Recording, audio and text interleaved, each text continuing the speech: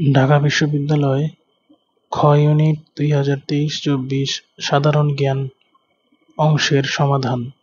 কোন দেশ প্রথম নারীদের ভোটাধিকার প্রদান করে? সঠিক উত্তর নিউজিল্যান্ড। 2 নম্বর প্রশ্ন, কে বলেছিলেন মানুষ জন্মগতভাবে স্বাধীন কিন্তু সর্বত্রই সে শৃঙ্খলিত? সঠিক উত্তর জ্যাক রুসো। 3 নম্বর প্রশ্ন, নিচের কোনটি শেক্সপিয়ারের রচনা নয়? ডক্টর ফাউস্টাস। উইলিয়াম শেক্সপিয়ার ইংল্যান্ডের শ্রেষ্ঠ কবি ও নাট্যকার। তার বিখ্যাত রচনাবলীর মধ্যে রয়েছে Julius Caesar, Macbeth, King Lear, Twelfth Night, the Tempest, As You Like It, Romeo Juliet. অন্যদিকে শেক্সপিয়ারের ভাবধারা পুষ্ট ক্রিস্টোফার মার্লো খ্যাতিমান ইংরেজ কবি, নাট্যকার এবং অনুবাদক। Doctor Faustus, Tamburlaine the Great, the Jew of Malta, দ্বিতীয় এডওয়ার্ড ক্রিস্টোফার মার্লো রচিত বিখ্যাত নাটক। পরবর্তী প্রশ্ন, সেপ্টেম্বর অন যশোর রোড কবিতাটি কে লিখেছেন? সঠিক উত্তর অ্যালেন গিন্সবার্গ। অ্যালান গিন্সবার্গ মার্কিন কবি, যিনি বাংলাদেশের মহান মুক্তিযুদ্ধে অর্থ সংগ্রহের জন্য কবিতা পাঠের আয়োজন করেছিলেন। মুক্তিযুদ্ধকালে অনেক মানুষ ভারতের শরণার্থী শিবিরে আশ্রয় নেয়। সীমান্ত ঘুরে অসহায় মানুষের দুঃখ দুর্দশা দেখেন। সেই প্রেক্ষিতে 152 লাইনের বিখ্যাত কবিতা সেপ্টেম্বর অন যশোর রোড রচনা করেন।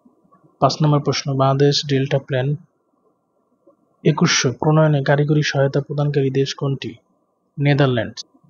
বাংলাদেশের মুক্তিযুদ্ধের পটভূমিতে নির্মিত ধীরে বহে মেঘনা চলচ্চিত্রের পরিচালক কে? সঠিক উত্তর আলমগীর কবির। মুক্তিযুদ্ধ ভিত্তিক বিখ্যাত চলচ্চিত্র ও পরিচালকের নামের তালিকা। ধীরে বহে মেঘনা পরিচালক হচ্ছে আলমগীর কবির। আবার তোরা মানুষ হ খান আতাউর রহমান। আগুনের পরশমণি শ্যামল ছায়া এই চলচ্চিত্রটি পরিচালক ছিলেন হুমায়ূন আহমেদ।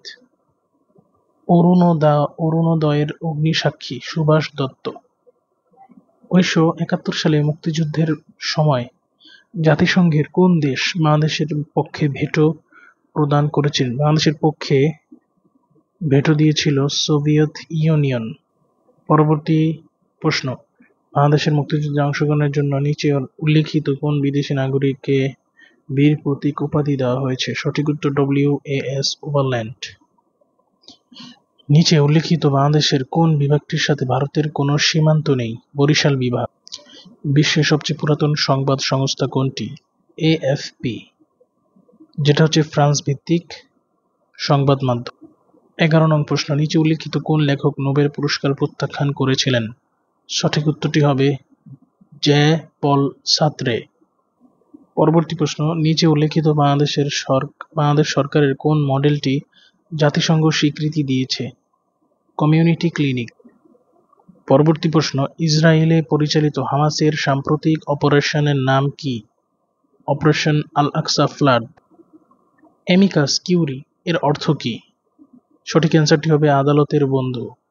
অ্যামিকাস কিউরি সহজ বাংলায় আদালতের বন্ধুকে বোঝায়।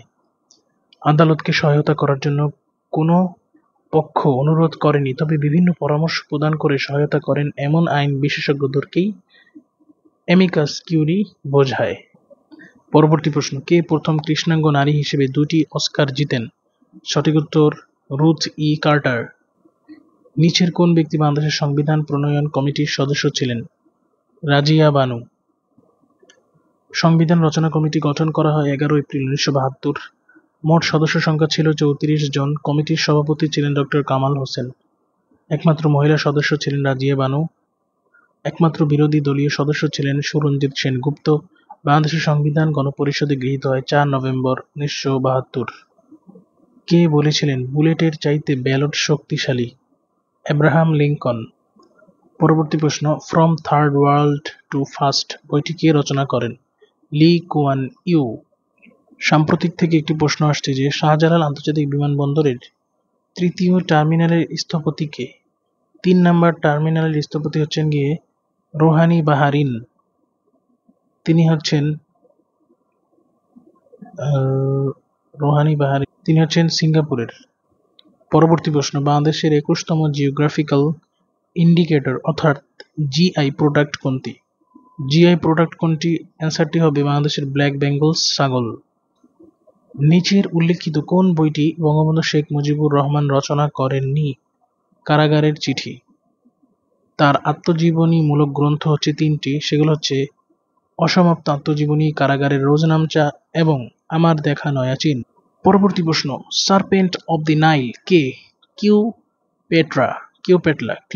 ক্লিওপেট্রা।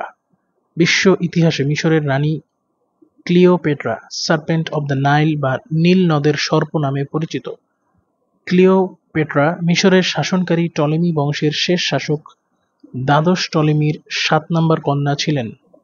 বঙ্গবন্ধু শেখ মুজিবুর রহমান টানেলের দৈর্ঘ্য কত? দৈর্ঘ্য চেয়েছে, দৈর্ঘ্য হবে 3.32 কিলোমিটার।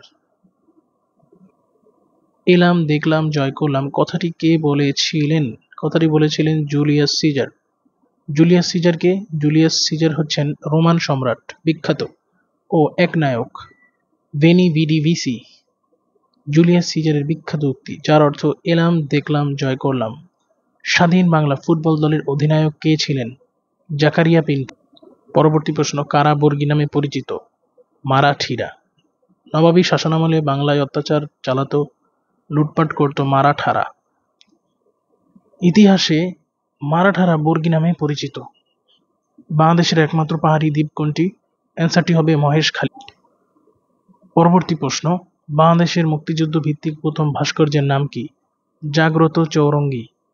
কোন দেশ 2023 সালে প্রেস ফ্রিডম সূচকে সর্বোচ্চ স্কোর করেছে? নরওয়ে। প্রথম আসলেই নরওয়ে।